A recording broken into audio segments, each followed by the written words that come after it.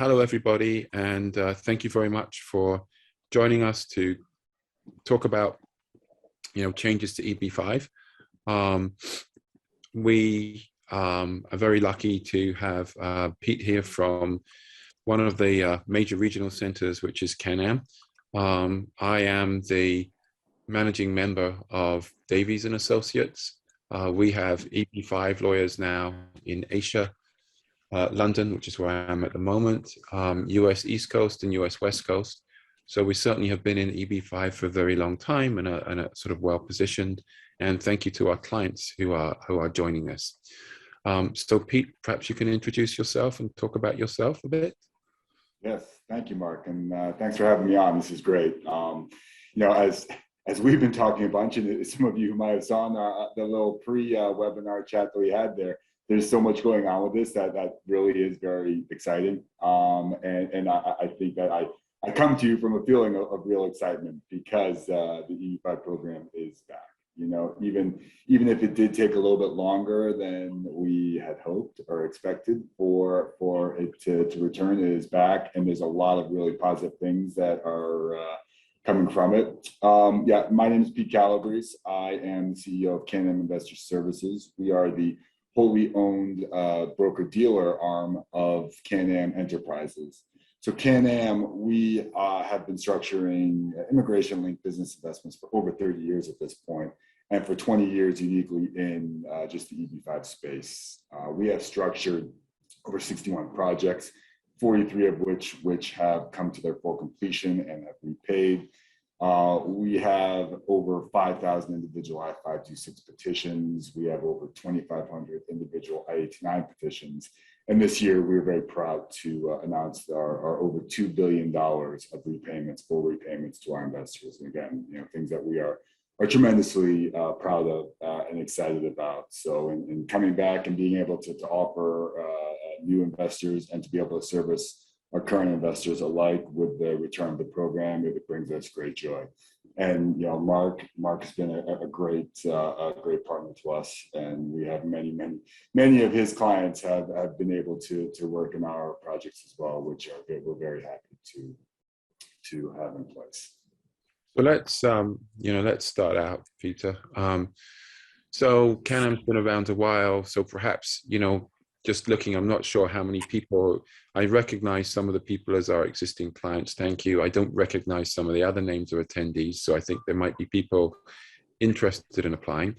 So why don't you just sort of give a briefest synopsis as we can as to how we got to need reauthorization and sort of what's happened. Yeah, absolutely. I won't go too deep into the how we got to the point of the program being in its 9-month lapse, but yeah, the reinstatement started to come together. It's really been discussed for many months now. The reality is, for the reinstatement of the program, it was really always going to come down to when the omnibus bill was passed. So if I'm an existing investor, right, before sort of reauthorization, what was the status? If I had an I-526 petition pending, what was the status? What was happening? Sure. Yeah. So for individual investors who have made a good faith and they have a pending petition going with USCIS, there's a very clear line of demarcation for them when the program lapsed at the end of June last year. It was, if you had your green card, you were able to continue with your conditional permanent residency. You're able to file your I-829. That's the petition to have your conditions removed from your green card. You're able to file that. And you're really able to move forward with your immigration. The project itself that you invested in was still operating because that is a loan that was made to a private borrower, at least in Can-Am's case. And so from that side of it, your investment was able to move along fairly seamlessly. The other side of that line of demarcation is for those individual investors who had either individual I-526 petition pending, which is the petition for conditional permanent residency, or say you were waiting for a consulary interview to achieve your conditional green card, or you had an I-485 petition pending, which was the petition to have an adjustment of your status. Those petitions were being held in abeyance by USCIS. There was clear guidance on this through December that this is the way that they were treating these cases. After December, to be frank, USCIS was not as clear about how these petitions were being handled, but all of the indications and all of the conversation, both between attorneys who are actively involved in it, between AILA, who was actively reaching out to USCIS to get clarity on this for their clients, was that the petitions were continuing to be held in abeyance. But as it started to get closer to the point of the program being reinstated, or the negotiations to have the program reinstated became more and more in depth and more realistic, it became clear that USCIS was likely to hold those petitions in abeyance only until this point where the program was about to be reinstated. So it made this negotiation to have the program reinstated in March that much more impactful and that much more important for everyone involved. So yeah, as we got closer and closer to this, and it became more realistic, really starting in February, because and the reason that it became that much more likely coming in February is because that was the point where it became clear that an omnibus bill, which is the appropriations bill that reinstated the program, and it was passed by Congress last week and finally signed by President Biden on Tuesday. That was always going to be the best pathway for EB-5 to be reinstated.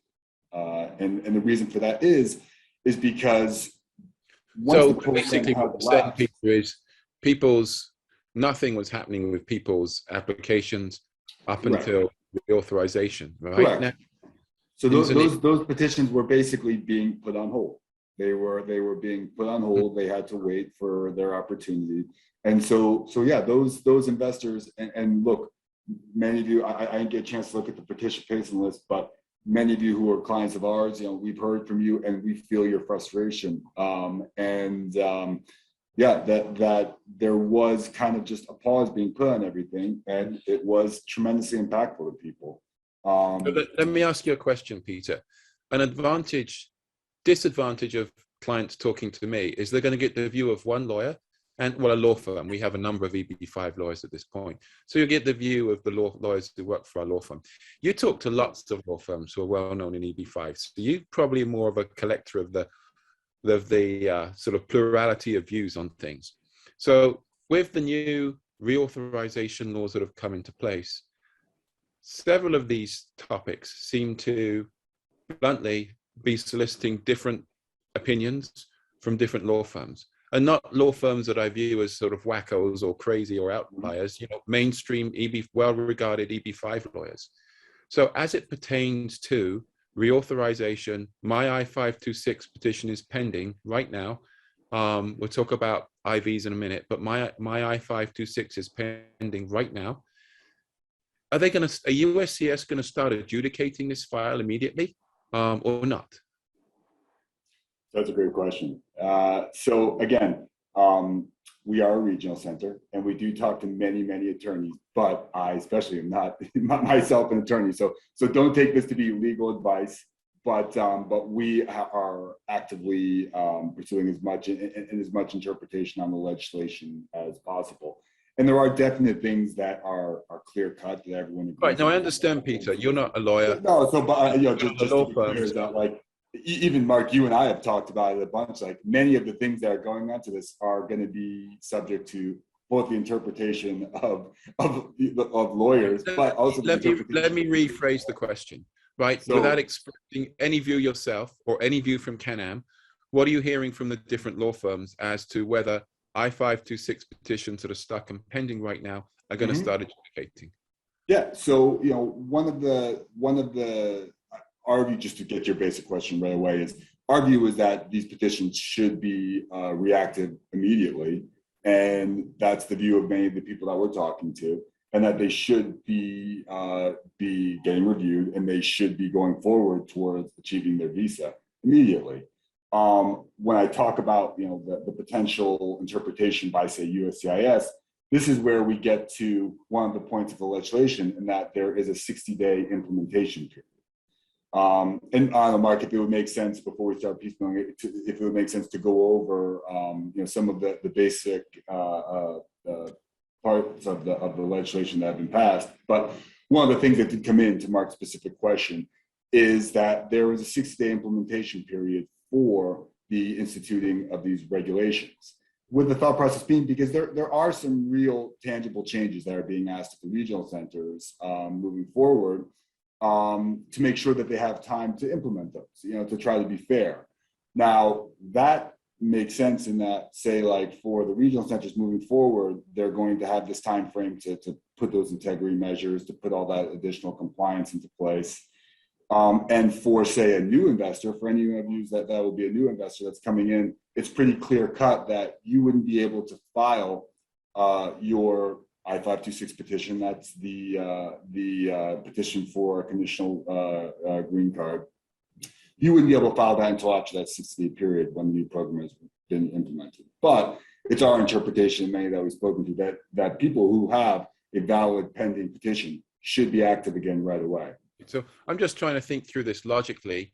We could run through the legislation, but I'm trying to think of categories of people. Category of person who's got their I-526 petition pending. It was frozen. So my view is, and it sounds like the view of other lawyers who you talk to, is that they should begin processing those applications immediately. If they don't, then people should contact their immigration lawyer, and we should see what we can do about that. That seems like the answer, because one of the questions that we've been asked already is, what is the present status of I-526 for the RC program? So the present status, if you've got a pending I-526, is they should start processing again. There's this, I think ambiguity is too strong a word. They should start processing again, but you could potentially see USCIS decline to start processing for 60 days, or say there's administration. Now, should they do that? I think the answer is most people would say no, they shouldn't. But sometimes what USCIS do and what they should do is two different things. Would you agree? I agree. There's no doubt about that. So, I think that answers the question of status of I-526 in the RC program. Mm-hmm. So if we think about it, right, the next step, one of two things can happen. Once my I-526 gets approved, if I'm in America, I can then, it was the case that I had to wait for the I-526 to get approved to file Form I-485, an adjustment of status.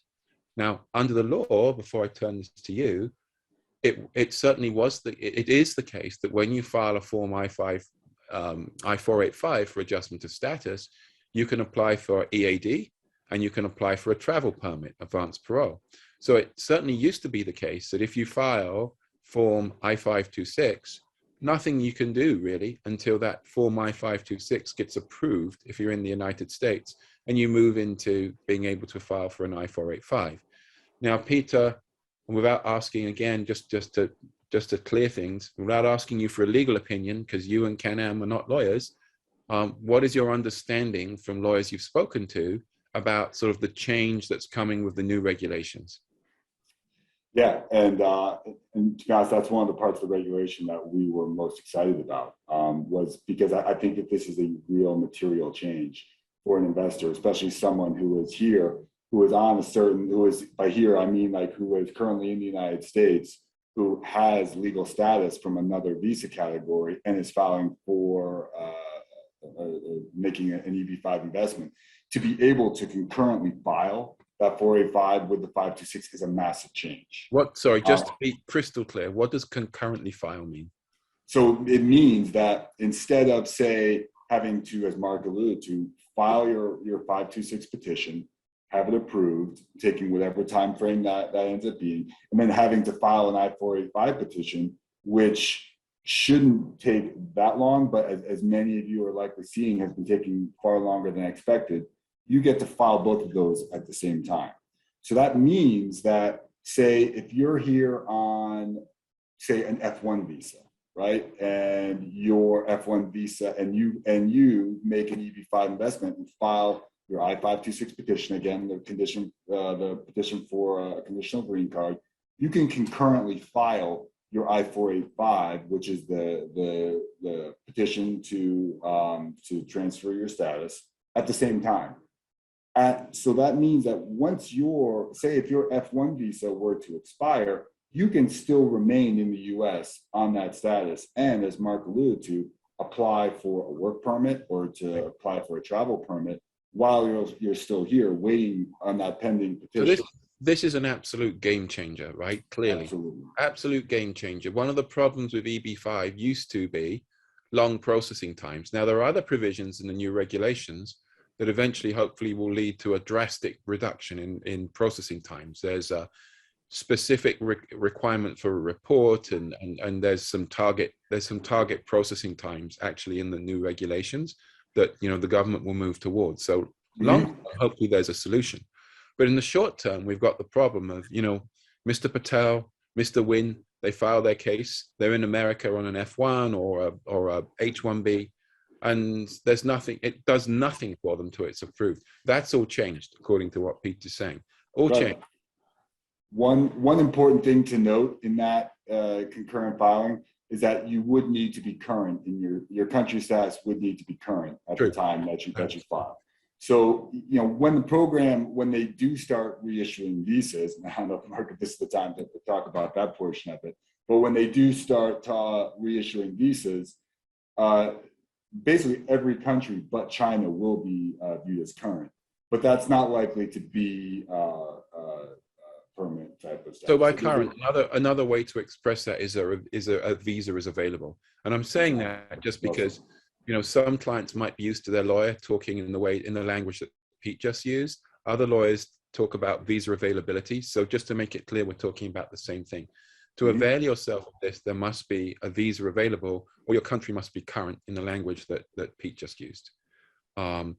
So Pete, if I'm in America on an I-526, my reading of this legislation is that I can now file an I-485. So if I've got a pre-existing case and I'm on and I've got a pending I-526, as long as the visa is available, as we talked about, I can now file an I-526.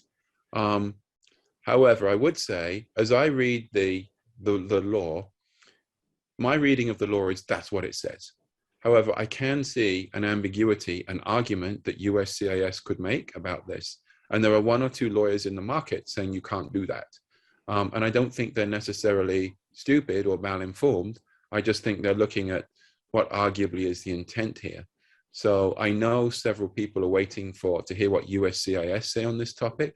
So I would encourage you to talk to your immigration lawyer about filing an I-485 now, because I think the language is pretty clear. But be aware that we won't be able to be 110% crystal clear on this till we see USCIS policy. Now, if USCIS policy is, inverted commas, wrong, inverted commas, then there'll be the question of lawsuits, things that people can do, but all that's going to take time. And by the time that resolves itself, we're probably at 60 days anyway. So, so I think, we've got to see what USCIS want to do with this space, but I think it's very likely that if you file an I-485, you're going to be able to, and you qualify, you're going to be able to avail yourself of this benefit. I think a very important thing, I've already had some calls. I saw a post this morning that I found very alarming from another lawyer who I will not mention their name. If you are currently outside the United States, so we talked about, I've got an I-526, I'm in America, that's one situation. Lots of the clients, lots of the people will currently be outside the United States. So, for example, I can think of one of our clients who has an H4. Their spouse is in America, they have an H4, but they're the primary applicant for EB-5 purposes. So, armed with an H4, they can head to America, and then potentially they could file I-485. Now, this is where I think you have to be very careful, and you must speak to your immigration lawyer. What I saw this morning that I found very disturbing was a lawyer in a public forum advising a client to use a B1, B2 tourist visa to get on a plane to the United States because they had a pending, it's on the, there's a chat blog on Telegram which Indian investors will be familiar with. If you look, there's a lawyer who this morning suggested that clients should use their B1, B2 visitors visa to get on a plane, come to America, and then file I-485 status. Now, Pete, unless you want to, I won't ask you to comment on that because it might be a legal opinion, but if you wish to make a lay comment, you're very welcome. The whole issue here is immigrant intent. So when you use an B1, B2 visa, you're supposed to have a non-immigrant intent. It certainly can be argued that if you're currently, it seems to me a good argument that if you're currently in America on a B1, B2, and you arrived before the new rules were known, before the ability to do this was known, you could conceivably change your intent and file. So in other words, if I'm already in America on a B1, B2, and I arrived before I knew I was going to have the ability to do this, and I arrived with the intent of, I don't know, coming to visit family or going to Disney World, but suddenly while I'm in America, this comes up.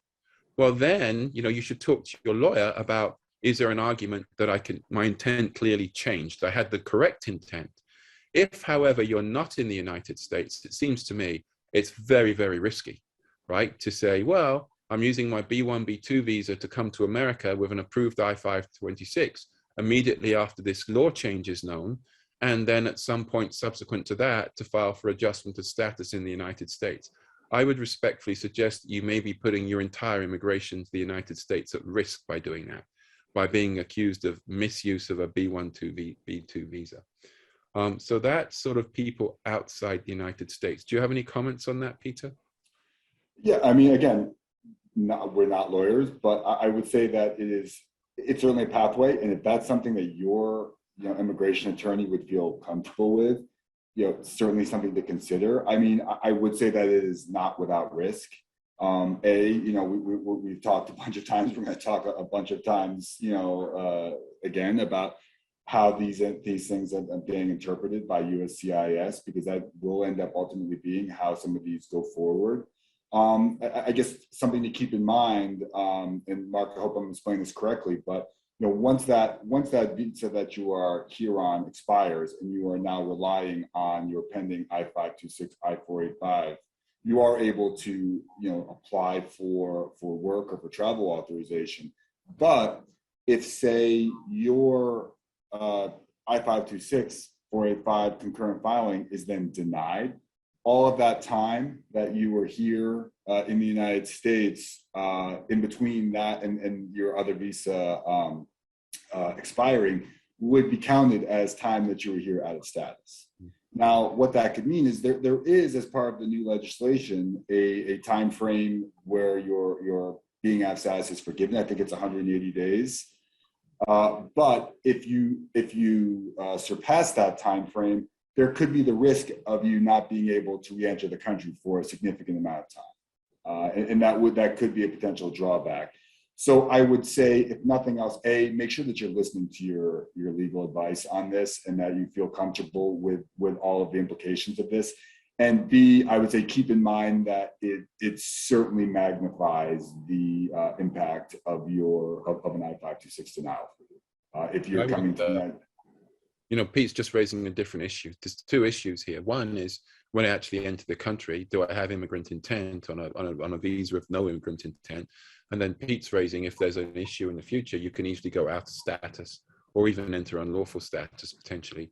And that has very negative ramifications for you. So, I would just, whatever people are saying online, I would plead caution, and I would absolutely suggest that people pick up the phone to whatever lawyer filed your case and discuss that strategy in great detail before you buy any airline tickets. That would be my suggestion on that. You're not going to want to go to your doctor and tell them everything that you read on the internet and make sure that you make gigantic life decisions based on them. I would say this is a similar enough scenario. So another question, Peter, is, may I ask, related to a green card timing, how long does it take for the investor to get a green card? The reason I want to answer this now is because I actually think it's relevant. Why do I think it's relevant to this discussion? Because what is a green card? What is a green card? A green card gives you the right to travel in and out of the United States, right? And to reside in the United States and work in the United States. That's the rights that a green card gives you generally. So if you get one of these concurrent filings and you get a EAD and a travel permit, that's actually what I call a synthetic green card. Why do I call it a synthetic green card? Because it's not a green card, right? It's not. There's a key difference, and I'll mention what that is. There's a few key differences and a major one, and I'll mention what that is in a minute. But in terms of the right to work and travel, you get them, and you're going to get them faster. So this is gold dust, because I could file let a new I-526 in just less than 60 days from now, and I can then potentially get the right to work and travel in the United States, probably within about 160 to 120 days. So that to me that's a synthetic green card. So I can now get a synthetic green card very, very fast, maybe sort of 120-day time frame. So now I was careful to say synthetic green card because that's not a real green card, right? A real green card does one other thing for you, which is key. A real green card starts the countdown to naturalization, which is 5 years. A synthetic green card does not do that. So when I'm looking at, how long does it take me to get a green card, I want to ask the person asking the question, what do you mean? If you mean what I call a synthetic green card, which is the right to work and travel in the United States, as long as you have a valid non-immigrant visa and you're in the US when you file and a visa is available, as Pete mentioned, the time for a green card is now maybe in the region of 120 days. If you're talking about a real green card that starts the tick-tock to naturalization, then that hopefully is going to get better. I have to answer and say, I-526 adjudication time, probably still looking at, I can't imagine it's going to suddenly improve right now, which was, it was running 2 years plus. And then once you're through the 2 years plus, then you have to go through adjustment of status, which could take as long, or through consular processing. God knows when the consulates are going to clean up. So the answer is it could be a very long time running into years. However, I mentioned one of the things in the new law is they set target processing times for I-526s. So it'll take time for those investigations of they characterize it as the investigation of the fee. What fee do they need to raise the I-526 filing petition to in order that they can drastically improve those processing times? So, a little bit of a complicated answer to this question, but so very short term, if you want to live and work in America, that may be now vastly reduced. If you want a true green card, the answer I gave you in the middle is sort of years. If we're looking sort of into the future a little bit further, if the law is to be read, then there's likely to be another fee increase for the filing fee, which will enable these things to be processed very much more quickly in the future. Do you have any comments, Peter? Yeah, no, and thank you for the long lead in. The short answer is it's still, to get a green card, as you have defined, it's still going to be a fairly significant amount of time for when you're able to file your I-526 and file it concurrently with your 485. Yeah, we were seeing petition times, which, to be frank, were just not appropriate. It was taking people, generally we would still be seeing people taking over 2 years, but some people it was taking even longer than that. And the adjudication times for I-526s were just continuously getting longer and longer to a level that was really just not fair to the investors for the level of fee that they were paying. So that's the short answer, but the addendum to that is that it's going to be getting much better.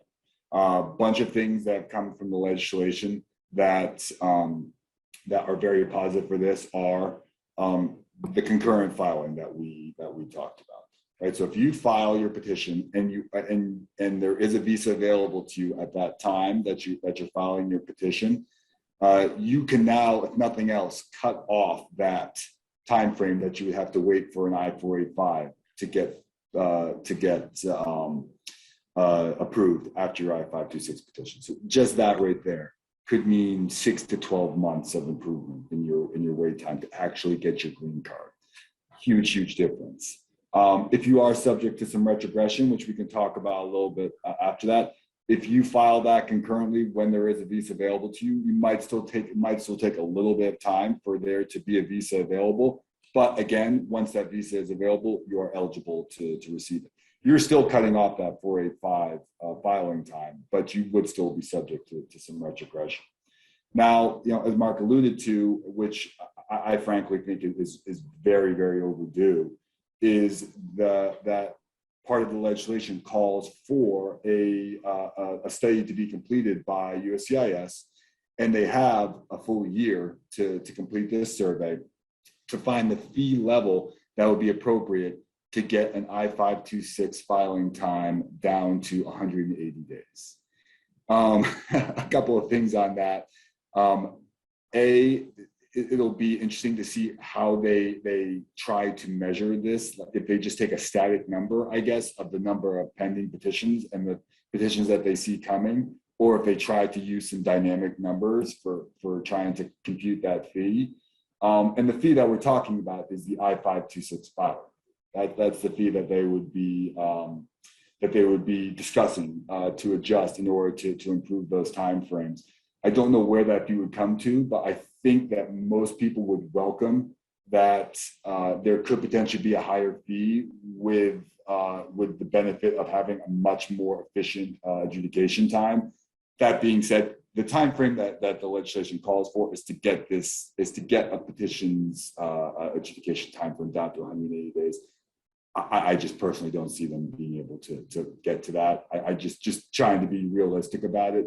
For them to get to the processing times that they're at now, where they're listing them as over 36 months, over 3 years, to upwards of 3.5, maybe 4 years, to get that to 6 months, I don't think is a realistic. But if they can just get those adjudication times back to a much more just reasonable level of, say, a year or 18 months, I think would be a drastic improvement and just much, much better for people to be able to. Especially for people who have that synthetic green card, right? Yes. The other thing, worth pointing out is once cases have hit 2 years, the use of the Writ of Mandamus has actually proven quite effective. So these I-526 cases, basically there's an administrative type lawsuit you can file that can potentially force the US government to adjudicate your case. My personal opinion, and it's a personal opinion, is those writs are overused in cases that are too young, meaning that they're only 6 months old or a year old or something.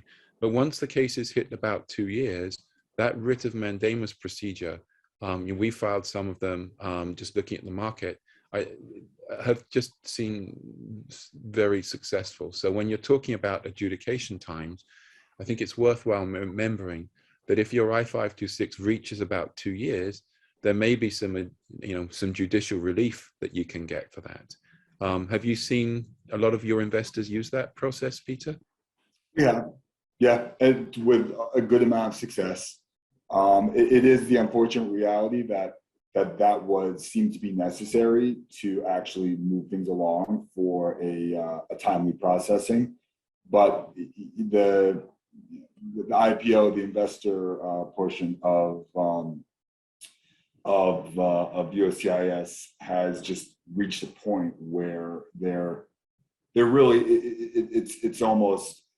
it's gotten to be just inappropriate how long those times have gone. So I mean, I'm very curious to see how promptly they start to move forward with things as soon as they start issuing visas again.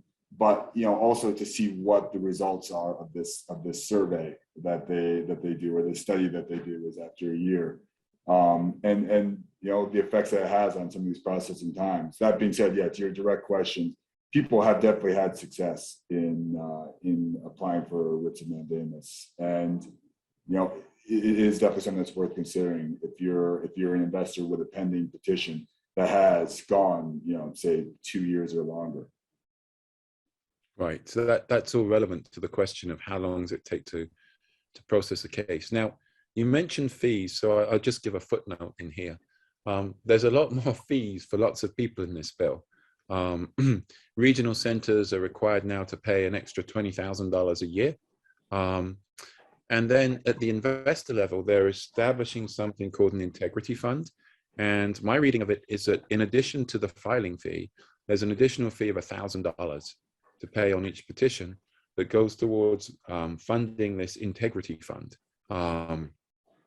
Purpose of the integrity fund is one of the weaknesses, I think, was that USCIS, things going on outside the United States.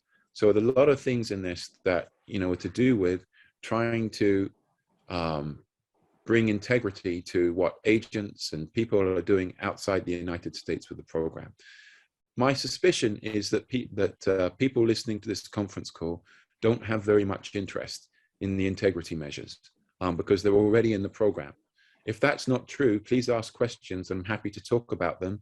And as a regional center, I can't imagine that there's not a huge body of major regional center, huge body of knowledge on this at CanAm, because it's something that they will have looked at very assertively. But it is a major change. The reason we're not covering it is I can't imagine it's of interest to most of the audience on this. So if it is of interest, please ask the question and we can go over it. Do you have anything to add to that, Peter?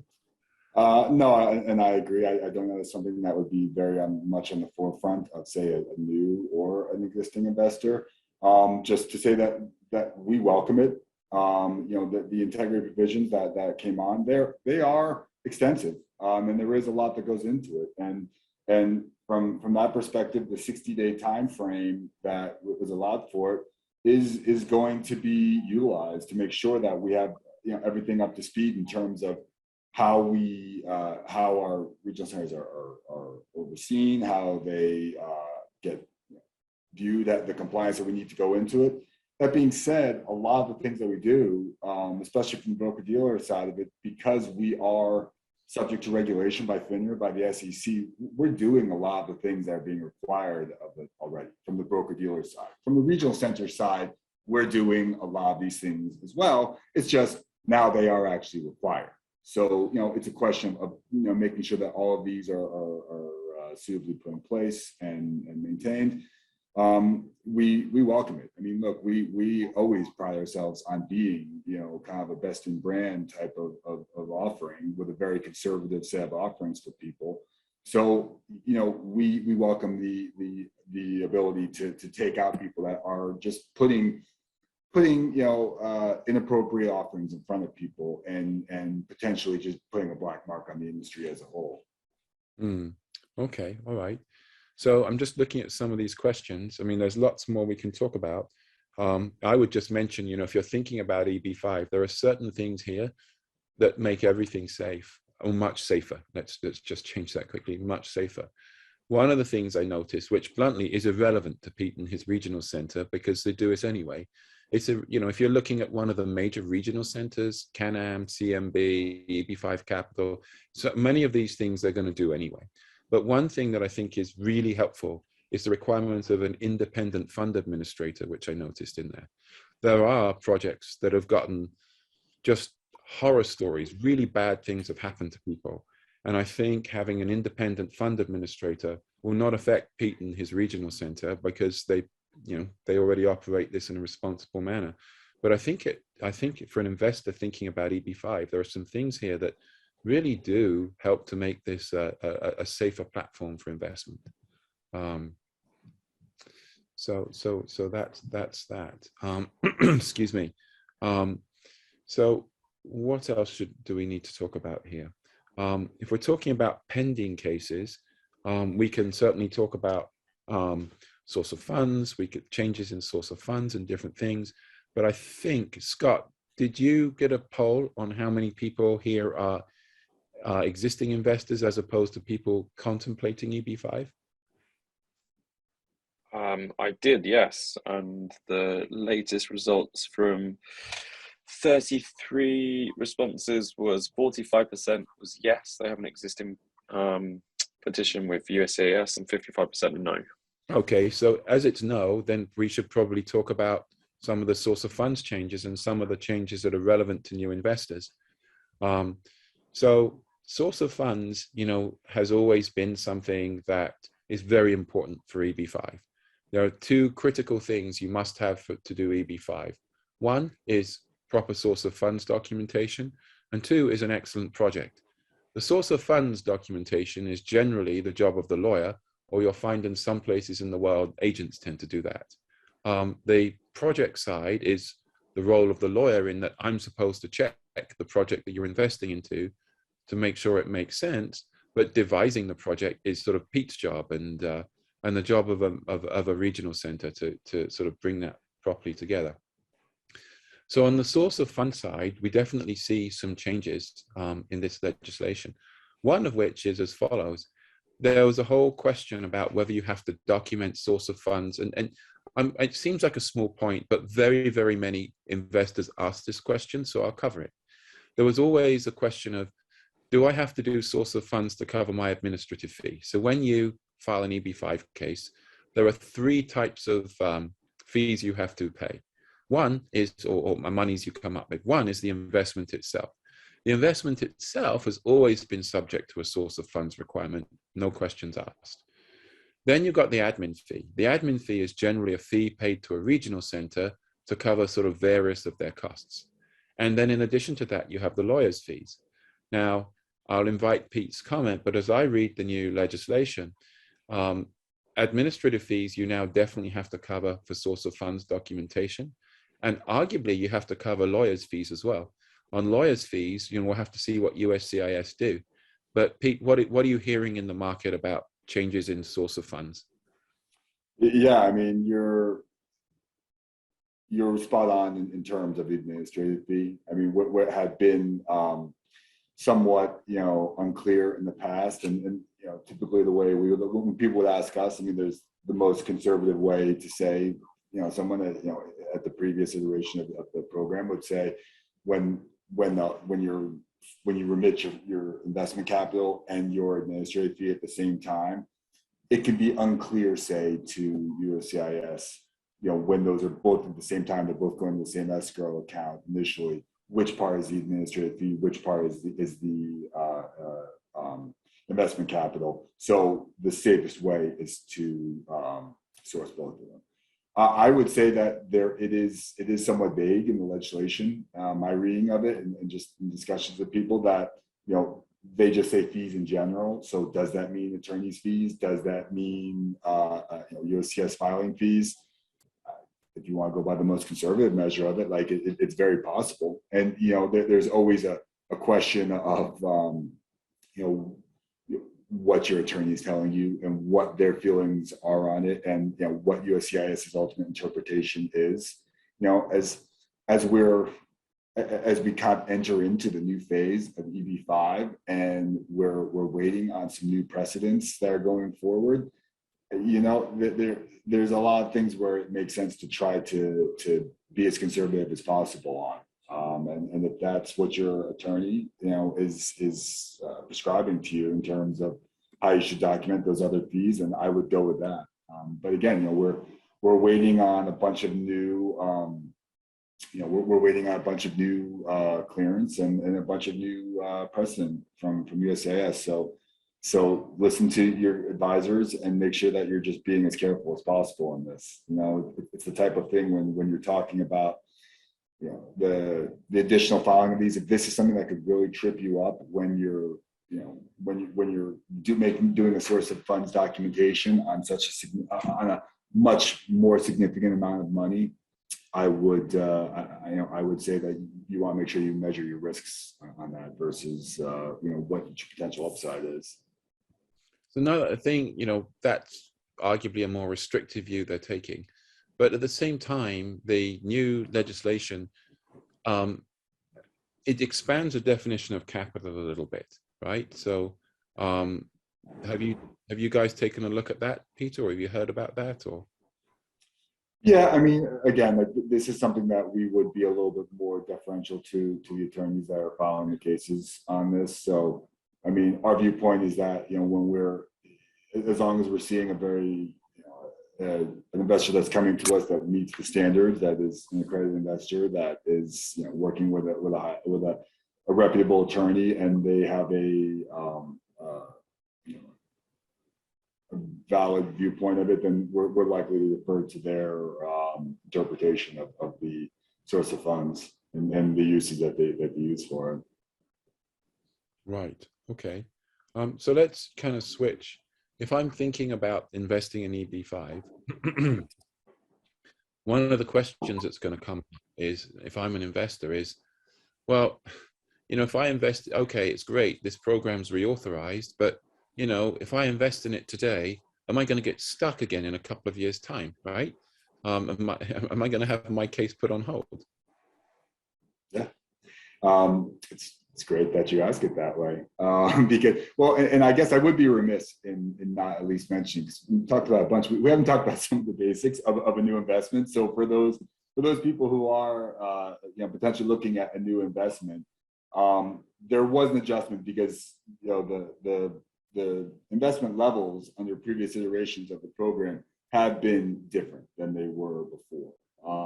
Traditionally, an investment EB-5 was a $500,000 investment.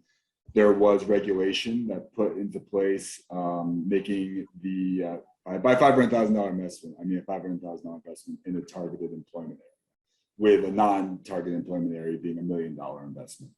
Regulation went into place in 2019 that changed those levels to $900,000 for a targeted employment area and $1.8 million for a non-targeted employment area. That was struck down by a successful lawsuit that basically said that those regulations were inappropriately enacted, which happened right before the program lapsed. Coming back into play, the new investment levels are now $800,000 for a targeted employment area and $1.05 million for a non-targeted employment area. So a $250,000 differential between those two investment levels. And for any of those who are asking what a targeted employment area is, that is an area that is 150% of the national unemployment average. That is the definition of that. So in terms of whether or not someone now coming in would say, look, I made this investment, I made it in good faith, what am I now going to be punished if something changes in a few years? No.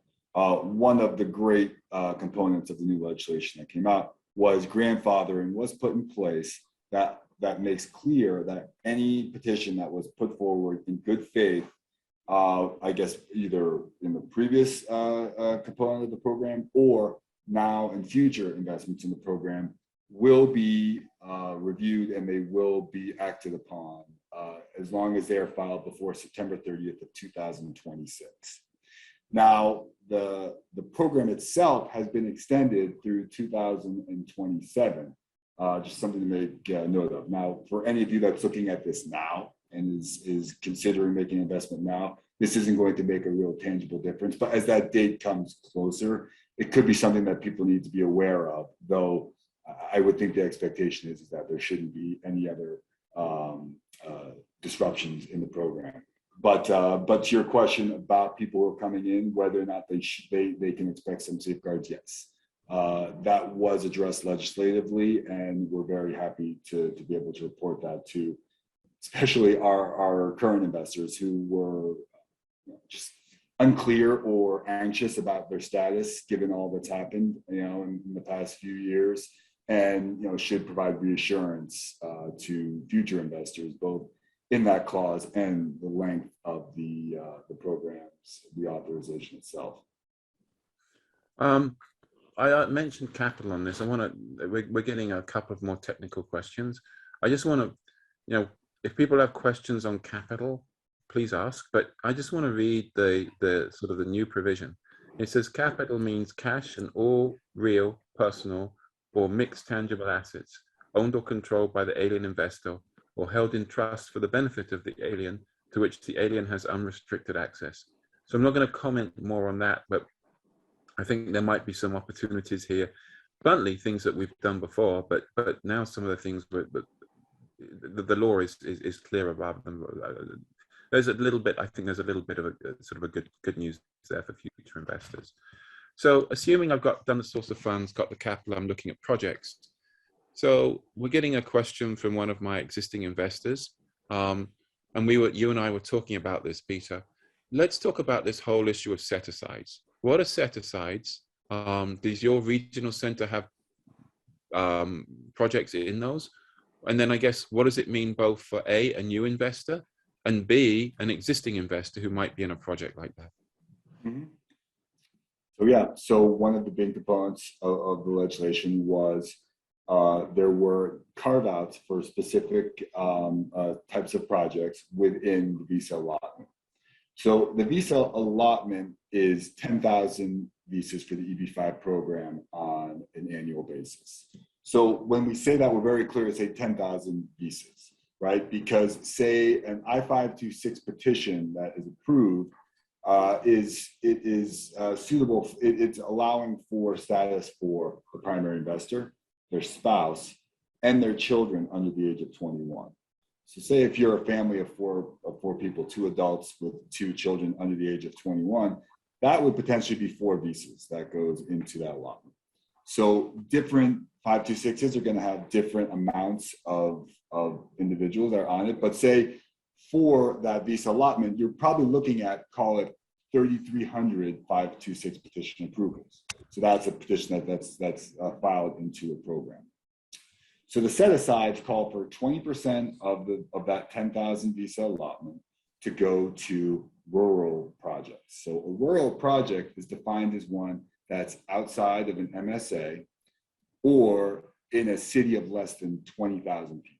So they're trying to make sure that the capital from EB-5 is being allotted not just to projects that are in TEAs in potentially larger areas. There's a 10% allotment that goes to high unemployment areas. And then there is a 2% allotment that goes to infrastructure projects. So 2%. So what you're talking about is likely 2,000, 1,000, and 200 visas that are being carved out. About a third of the visa allotment, with the balance of the visas going to the general population of filed and approved I-526 petitions who are current in their status. So they would be judged by their priority date and not necessarily, and with no necessary preference to say a targeted employment area or a non-targeted employment area. The reality is that the vast majority of cases that come into the EB-5 program are in targeted employment areas because they are at the lower investment level, and that is just far more popular with people. But that is how those visas will be broken down. So let me start with the rural definition. So those 20,000 visas could be potentially impactful for, say, an investor who comes in who might be subject to retrogression, because that visa allotment for those rural projects would come first over, say, your country priority. So there are investors who might be coming from retrogressed countries that might look at that and say, wow, I mean, there's these visas that I could go ahead on.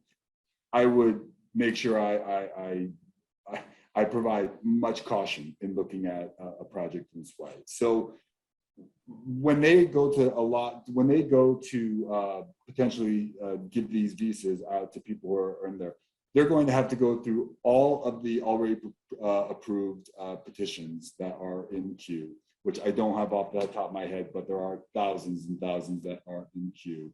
And they're going to also be able to go through all of the pending I-526s that are already in the pipeline, which is at this point over 13,000.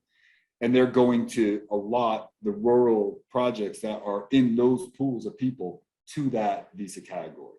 And there's only 2,000 visas available to them.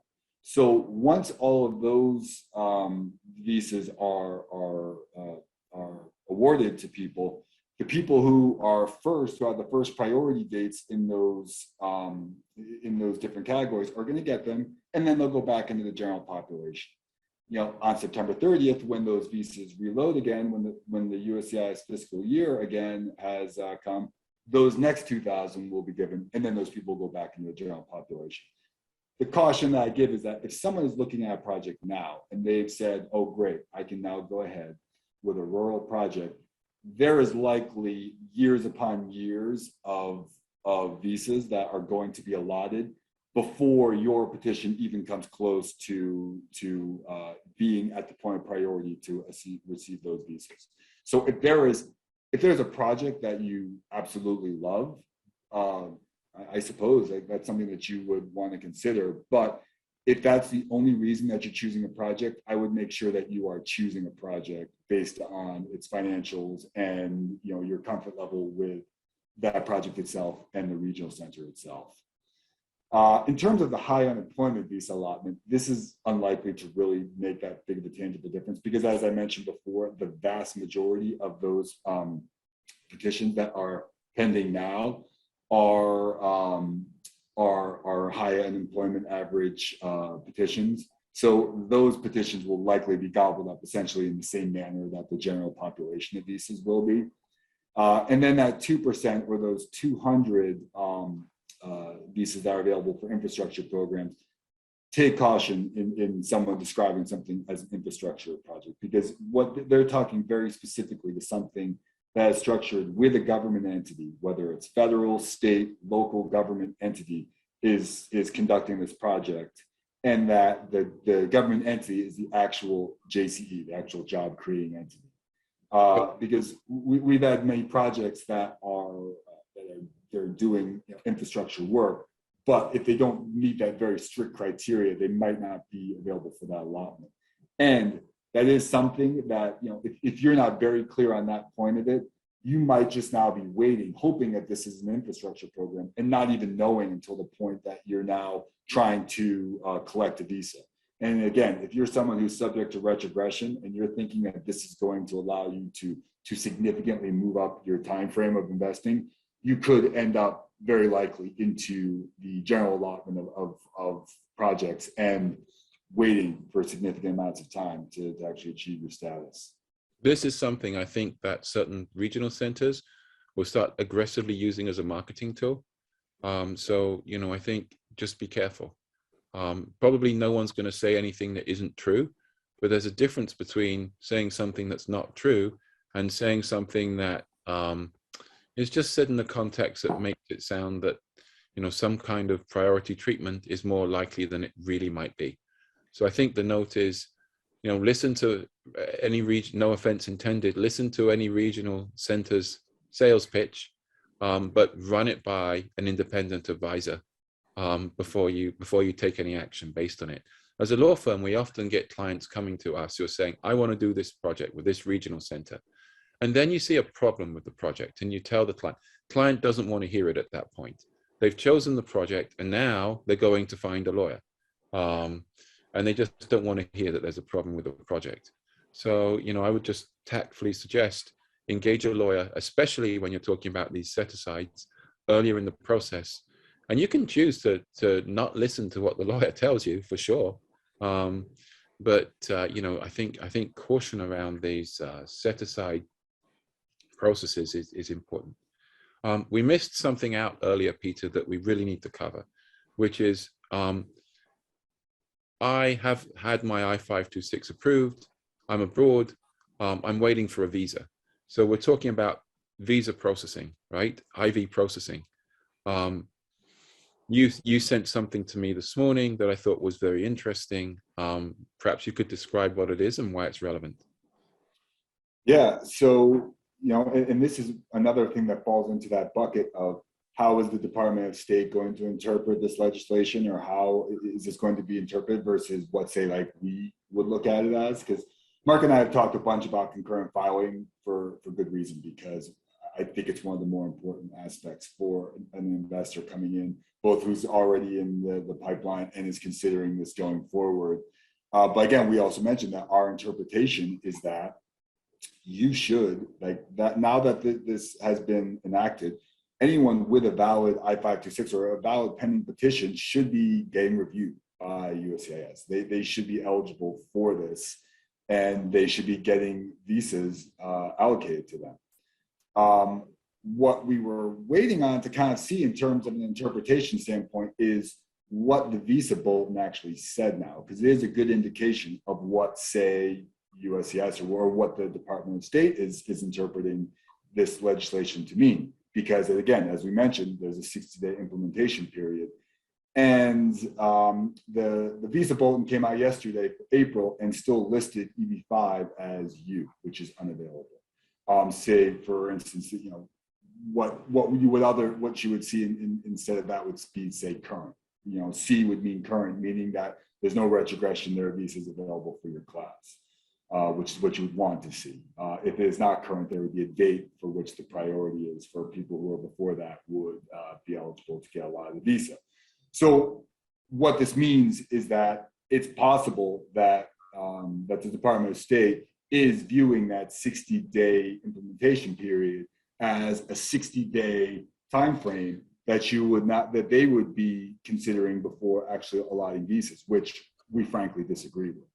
I think that it's clear in terms of the guidance of the legislation, the guidance that we've heard from many other attorneys, is that these visas should be getting allotted right away. And so, my hope is that they are still considering these and they are still reviewing them, but it's very possible that USCIS or the Department of State might be waiting 60 days to start actually allotting visas to people. Okay.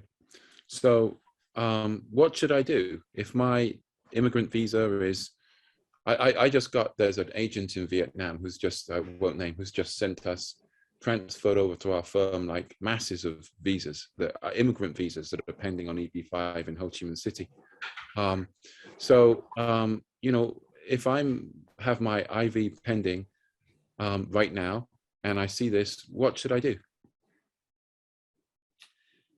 There's legal action that you could potentially pursue against the Department of State. Again, the possibility is that this legal action might take longer than the 60-day period anyways, but Mark, you would probably know better than me what sort of injunctive relief might be available if you are successful in, say, that sort of litigation. I think the problem, I think that within EB-5 overall, the use of litigation and injunctive relief is appropriate in certain circumstances. But I got to be honest, I think some of these litigation lawyers use it as an excuse to gouge money out of clients when really there isn't much advantage to it. In this context, here's the issue, right? The issue is that if we file some kind of case, and I'm not saying we won't do it, I think with a suitable group of people asking injunctive relief to move things along, how long is it going to take, right, before we get any kind of response on that? And we're probably looking at 60 days, so then the 60-day window's over anyway. Now you could argue that, then you keep the sort of, keep their eyes on the goal of getting the visas in line and getting things processed. But, the problem with this is it's 60 days. So if you're talking about this narrow 60-day issue, the problem is, you do anything, it's realistically going to take 60 days before anything happens. And then the 60-day period's up anyway. Mm-hmm. I think what we need to do, consulates may not have guidance yet. Some places, any lawyer who suggests they have an influence over the over a consulate or their staff, botany should be disbarred. Nobody does. But it is true that certain law firms will have relationships with consular officers. So it's appropriate just to ask, what are they doing with these applications? What's their stance? And I think we will do that. So in certain consulates, we can reach out to a consular officer and just directly inquire as to what are their instructions, what are they doing on that? There's nothing inappropriate for that. And just to be crystal clear, I'm not claiming, and I've never claimed, that our law firm have any special influence over a consular officer that will cause your case to be handled more quickly. But we can ask inquiries to particular people, especially inquiries of a general nature. So we'll do that, and then we can perhaps talk about some legal action at a different point and what the pluses and minuses are. I'm just always thinking I don't want to take money from clients unless they really understand what the pluses and minuses of that are. And generally with these things, there was a group of people who filed some litigation about, when reauthorization was almost certain, trying to push reauthorization. And I just am not sure, whether every client was advised as to, what the benefit of that was. So I'm not against this action. Maybe it's an appropriate thing, but clients just need to be aware that it's going to cost money, and then they have to be willing to pay for it. And as it pertains to this narrow 60-day window, I'm not a litigator, and I defer to our litigator, but I'm not sure what the immediate benefit would accrue from that. Right. What do you That think? makes sense. Yeah. I guess the question is what sort of relief could come from that sort of, and I personally wouldn't know what that was, but if there is some sort of improved status, you know, that I'm not aware of, I wouldn't, I would certainly recommend to get more information about not just, you know, what exactly could be gained from it. Exactly. And also, you know, well, this goes to a different step, right? Seeing as we're talking about it, once your I-526 is adjudicated, you know it's adjudicated, so it's a different issue. But these writs where people start filing a writ of mandamus to force I-526 adjudication, a lot of these lawyers don't even bother to read the petition. So there could be a fundamental defect in your I-526 petition. If there is, all you might be doing is expediting a denial. So my advice is don't let someone force you into filing one of these writ of mandamus petitions unless they bother to read your case, because then they may say to you, you know, your case is a certain denial because they know the project exploded or something. Then it's probably a complete waste of your money to file that case.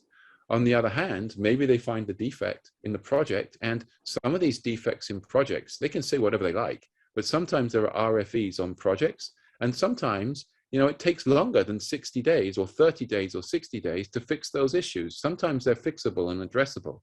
So my recommendation is, you know, if you're interested in writ of mandamus, just make sure that someone is at least understanding any issues that may be in your I-526 petition, because a writ of mandamus does not garner an approval if successful. It just garners adjudication of the case. And if your case is flawed in some way, all it's going to do is garner a RFE, NOID, or possibly denial. So just careful with litigation. That's all I'm saying. Right, questions. Let's see. When you mention work permit, what is the work permit? Is it like an EAD? Yes, we're talking about an EAD. Let's say we get a work permit and my petition was not accepted for whatever reason. Does the work permit count? I think you mean if the I-485 is denied, then yes, you would have a problem with the work permit. But work permit, EAD, sort of we mean the same thing. Peter, what have we not talked about with these new regulations that, you know, an existing or potential investor should be aware of? You know, off the top of my head, one thing that I saw a question about the percentage of the time period, the investment, which I'm not entirely sure what they're saying, but one thing that was part of the legislation is that your I-526 cannot be approved until you have fully invested into the project, which, you know, for some people who are say filing with the, you know, while in the process of investing, that is something that they will have to be aware of, that could, so it could potentially impede their you know, rapid adjudication of their petition. We talked about the carve outs. I think that is, you know, an important point for people. I think we talked about, I don't know that we need to go into the calculation of job creation. I think it's very technical. But I would say that I would put that into the bucket of things that are incumbent upon the regional center to be very much aware of, which we are.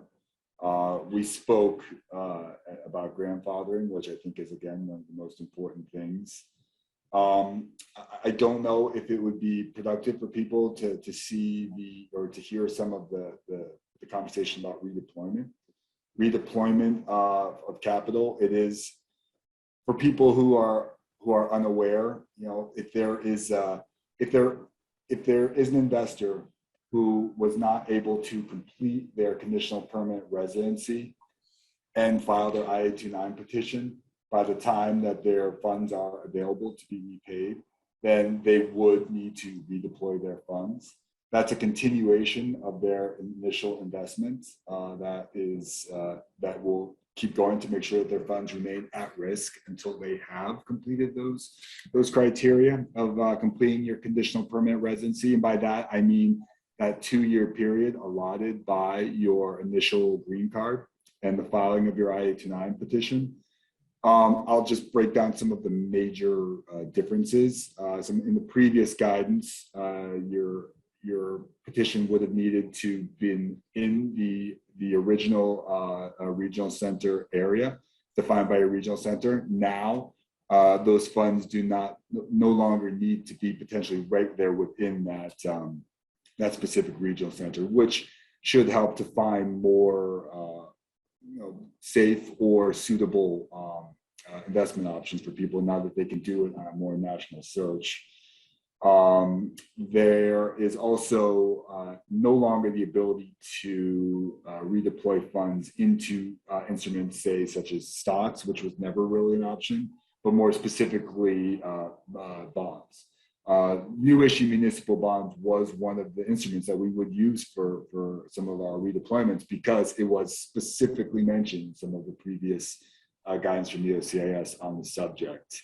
But again, this is another one of those situations where we very much need to see the guidance of USCIS and how they're going to be interpreting this, and we will obviously follow that. But we have a very extensive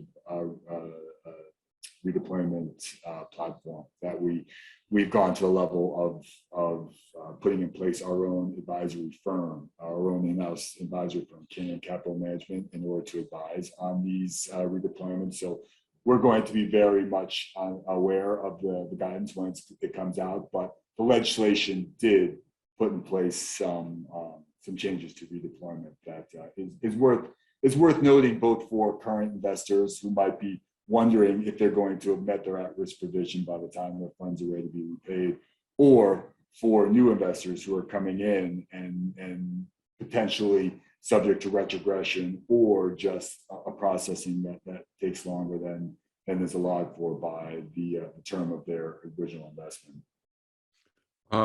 Thanks, Peter. Now, there's still a lot of questions. So with your permission, I know we're running at sort of an hour and 15 minutes, but the number of attendees hasn't fallen off and we're getting more questions. Is it okay if we address some questions? Please. Yes. So first one, I'm currently in the US with a B1, B2 visa and have filed my EB-5 in February 2018. Do you think it's better for me to apply? I think that person probably means the I-485 with an I-526 pending. So because you're on a B1, B2, you need to talk to your immigration lawyer. Ordinarily, I would never advise entering the US in a B1, B2 visa and then subsequently filing for an I-485.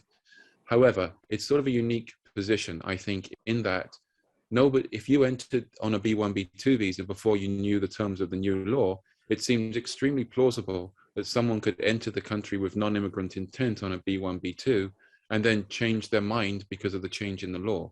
But that is not generic advice. This is a lay comment.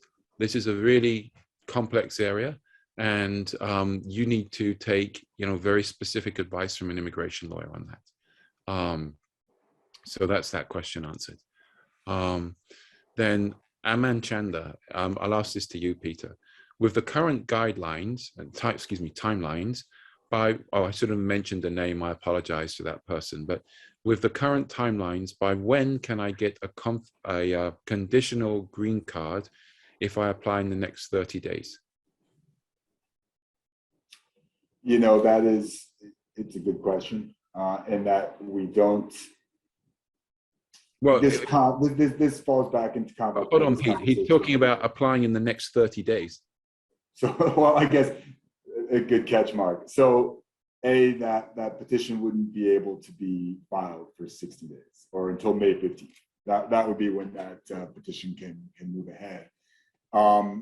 That is going to fall into. It's falling into the previous conversation that we had about the fact that that these timelines are improving. The timelines for processing should be improving, but it will still likely take some time because the review of USCIS procedures is going to take a year, and I'm assuming that they will take every bit of it to complete this. And there will be a time frame for them to implement that will be bringing down the approval timelines, but it's still going to take some time. The fact that if someone is already in the US and on a different visa class, that they can concurrently file would also bring down that timeline. But I'm not entirely sure if that's the case for this individual. There is also the question of whether or not this individual would be subject to retrogression. Retrogression is we've alluded to it many times, but retrogression occurs when someone is not current or there isn't a visa available for their particular country. And that comes down to the cap on the number of visas that will be allotted to a certain country at that 10,000 allotment on an annual basis. So China, we mentioned before, is the best example of this, where the priority date for China is November of 2015, I believe. So anything before that, they have a visa available to them, and anything after that would still be in a retrogression wait situation. The wait time for retrogression, for any of you that are unclear, happens after your I-526 petition is approved and before you get your actual conditional green card. So these are all factors that would come into play for someone who is applying now. So I would say that given the very limited, those other factors that we're not aware of, I would still anticipate someone who files as soon as the program is active again, who is not subject to retrogression, who is, say, concurrently filing, to maybe take, I don't even want to put a number because it might end up coming, but like it should still take a significant amount of time. I would not advise, if you are looking at this way, to expect that even with all the improvements that are coming, that your green card will be available in a really rapid fashion. I think you might be able to be here on a status in the US fairly quickly, as Mark kind of alluded to, and be able to work and travel. But to actually have that conditional green card, you're still looking at a pretty significant amount of time. Thanks. So here's another question. What is the breakdown percentage and the time period of investment amount that has to be received by the company where they are investing in? So I assume what the question is, right, the new investment requirement is $800,000.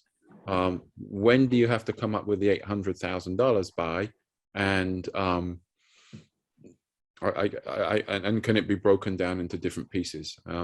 So there's going to be sort of a question of the law on this, which I'm happy to talk about. And then there's going to be a question of regional center policy and individual projects. So perhaps you can talk about Can-Am's policy on this and how it works as a reality in your projects. Yeah, I mean, for us, when someone invests in our project, they would fully remit into the project when they have, in a prompt manner after they have completed the subscription process. There are some circumstances where if an investor has some sort of extenuating circumstances, we can potentially work with them and provide a short time frame, call it 30 days or 60 days or something of that manner, to be able to file while they're in the process of investing. But in general, or I would say the way we operate is someone will subscribe to the project and fully remit, and only under real extenuating circumstances would someone not fully remit at that point that they have subscribed before they go ahead and file their I-526 petition. So here's, my sort of bent on this is as follows, is as Pete just talked about, there's going to be a commercial need. Can-Am partly financed the construction of that huge spiral building, right, in Hudson Yards. You can't, they can't put glass they can't buy the glass for the building. They can't buy the steel to build the building on someone's promise to make a future payment. So So, that's not going to work. However, under the law, there are a couple of issues. The one is you have to invest capital, right? Capital clearly doesn't mean cash. I read earlier on this call what the definition of capital is. So you could potentially invest something in a regional center that meets the legal definition of capital, but isn't cash and is perhaps replaceable by cash at some point in the future. There was mention of escrow accounts, different things. I won't get into an analysis. We've done this a few times. It can create, I should caveat, why are we doing that? There's this whole issue with partial payments, whereby, investor pays part of the money now and some of it later. Whilst the USCIS has been, I think, generous towards these, this is something they could easily change their mind on, and it's high risk. A lot of lawyers are allergic to partial payments. So partial payments means where you pay part of the capital now and part of the capital later. Technically, you can argue that that's allowable because there's this phrase in the process of investing.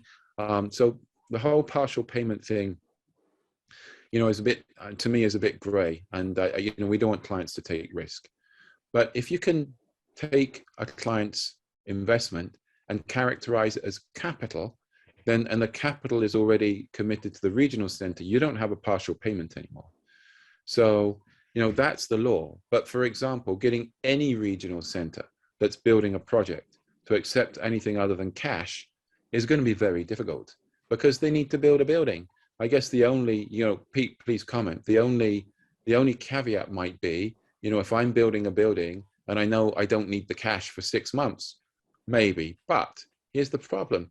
If I'm a regional center and I've got a bunch of essentially, promises to pay and the cash doesn't come, it's going to cause me a real problem when I have to come up with the cash for that project. So I think it's very rare that a regional, whatever the law might be, there's a practical matter, a regional center is going to be very enthusiastic to engage in this unless they can be 110% certain that the cash is going to be available when they need it. And even if the cash is going to be available when they need it, you still have to be very, very careful with the immigration issues, that you don't fall afoul of the sort of the wrong side of this partial payment argument. Do you have any thoughts, Peter? Extra thoughts?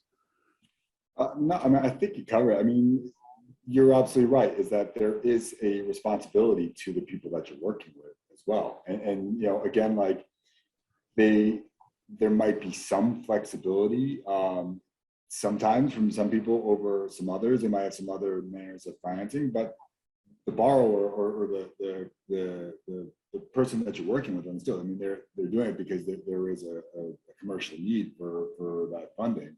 And, if they don't need the money, there are other concerns that could be in place there. So, yeah, I mean, other people have can have different theories on this or their ability or how they structure their deal, but it's typically not the way we would work under.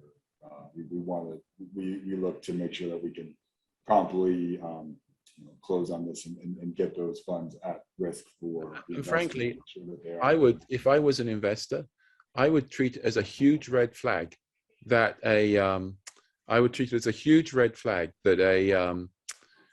regional center was being too flexible in this area, because it doesn't make sense for a regional center. And it may, I didn't say it would, it will, but it may be suggestive of a regional center that's a bit desperate, that they're willing to engage in this kind of thing. Great. I see a question. What's the time frame of the job creation for the investment seed?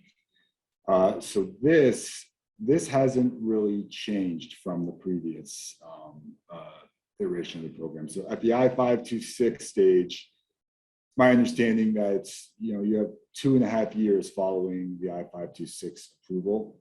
And at the I-829 stage, it's either before the I-829 filing, the jobs creation has to occur, or within 1 year. Again, I don't know that we need to go into the actual calculations of it. I don't know if that would be helpful for people, but that's my understanding, Mark. I don't know if you have anything to add to that. Not really, no. One of our clients has asked a question and he's patiently waiting. The question is, the US embassies are still allowing for interview dates for I-5, says I-52 visas for April. Bulletin says I-visa unavailable for India. This is sort of what, across all categories, what we're talking about. What should one do? My advice would be take the interview. If you're being offered an interview, take it, because they can do the interview and ultimately they could issue the visa at a later point in time. Any comments? No, I would defer to, once again, I would defer to the advice of one's attorney. I mean, consular interviews are very difficult to get right now. This is another, post-COVID issue with EB-5. There's a whole backlog of immigrant visa interviews. So if you've got one, take it. Here's a question I think we've answered several times on this call. If you are eligible for adjustment of status, if you enter on a B2 visa, if you fly before investing or filing any paperwork, you need to be very, very careful about entering the country on B1s and B2s and later adjusting. It's illegal to plan to do that. Any lawyer who advises you to do that is advising you to break the law. No responsible lawyer will allow you to do that. I think it might be slightly different if you're already in the United States on a B1, B2, and this change in law happens and it causes you to change your intent after having entered the country. But I would not advise anyone to enter the United States on a B1, B2 visa, especially in an EB-5 context. It can be a little bit different in a marriage-based case, but we're not talking about marriage-based cases. In an EB-5 context, I would be extremely careful of that. I'm not going to give specific advice. You need to speak to a licensed immigration lawyer, but I doubt you're going to find one to advise you to break the law, which is what that involves, planning to do that. Okay, let's see. There's a lot of very specific cases and we're running at an hour and a half. So I'm happy for people to contact us and to ask about specific questions. And I'm sure Peter's very happy to answer questions too. But Peter, have you seen any questions that might be of interest to everybody? I'll answer this one because of a change, but and perhaps you can kindly have a look and just have a thought, Peter, while I answer it to make sure there's nothing else we should cover. Can I take a home mortgage loan secured and transfer the proceeds to my son as a gift? Can he apply for EB-5? Well, there's two issues for this. One is US law and two is foreign law. So for example, in India, it is illegal to borrow money against property with the intention of sending it abroad. And the United States is increasingly cognizant of foreign law. So you need to understand the law of the country that you're in as it pertains to taking a mortgage secured by property and remitting it abroad. You also, every time you take a mortgage, doesn't matter where, you need to read the terms of the mortgage loan very carefully, because one of the things USCIS will do, they'll read the loan terms. So if you take out a home mortgage loan and it says something like, as some of them do, the purpose of this loan is to extend my kitchen or some such thing, your case will be disallowed because they'll view that as mortgage fraud. So you need a clause in that loan agreement that makes it clear that you can use the proceeds of the loan for a purpose that includes EB-5. So something that says that the money can be used for any purpose you so wish is fine. But if it says, this loan, and I've seen this real case, is to be used to build a kitchen extension, that's a big problem. So that's sort of, first two issues with mortgage loans. Now, there are some new provisions on loans in the source of funds, new source of funds rules. It really codifies things that were happening anyway. So basically, if the money comes from a bank, they're not going to question the money coming from a proper bank too much. However, if the money's coming from someone who isn't a bank, your friend or something, they're going to want to know where did they get the money from. So it raises that level of issue. Can you borrow money and then gift it to a son to apply for EB-5? Yes, you can gift the money to the son, but you're going to be required to show the lawful source of funds. In some countries, I'm not saying which, the fact that you borrowed the money against the loan and then you gift it to a child can sometimes be a legal sort of end run, if you will, around the not being able to borrow money and send it abroad. So, but that's a question of foreign law. So hopefully that gives a detailed answer to that question. Peter, do you see anything else we need to answer or talk about? No, I see from that same individual, they mentioned that their son is F1 visa in the USA. I think we've covered that as well. If your son is on an F1 and they are, and the visa class is current, i.e. there are visas available for that you could concurrently file an I-526 and an I-485 petition. That's great news for him. The changes in law are great news for him. The one I have a huge note of caution, and you know, there are at any point in time in the past, there's been projects from different regional centers. Can-Am sometimes has been one of them, that for some reason are more popular than any other projects in the market. You know, the market perception is they're lower risk, whatever the case may be. So my note of caution is this: we've got the 60-day period. We know that there's a lot of demand for EB-5 right now, because I think every lawyer is seeing it.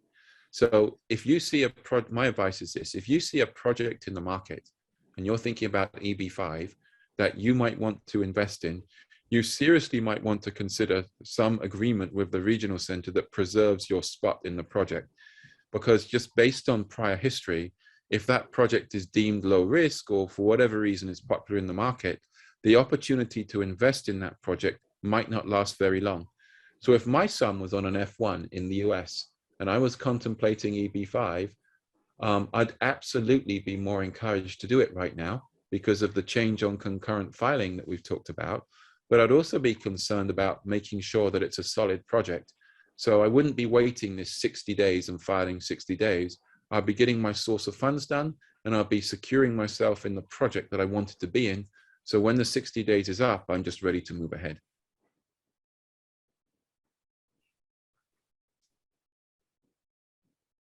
Great.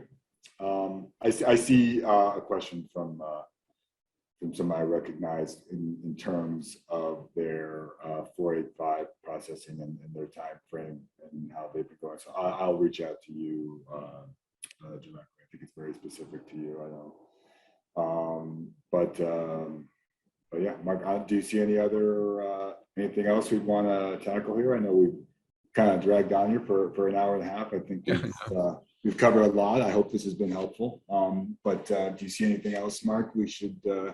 No, I'll just encourage, if you have a question, you know, please don't hesitate to reach out to us. Absolutely. Absolutely. Well, you know, I guess then if that's that, Mark, you know, thank you so much for having me on. I appreciate the chance to talk with you, to kind of go over some of these, to hear your thoughts. Hopefully this was helpful from my side as well. And then, Mark, I'll leave it to you to Right. Thank you very much. And I think that's it. You know, conclusion is, you know, I think that we've got some very positive changes that have come in this new law, some really good new opportunities for investors. And, you know, in the long term, hopefully this new law will begin the process of tackling some of the unreasonable processing times that we've seen. Great. Cheers, guys. Thanks a lot. Take care. Thank you, everyone. Take care.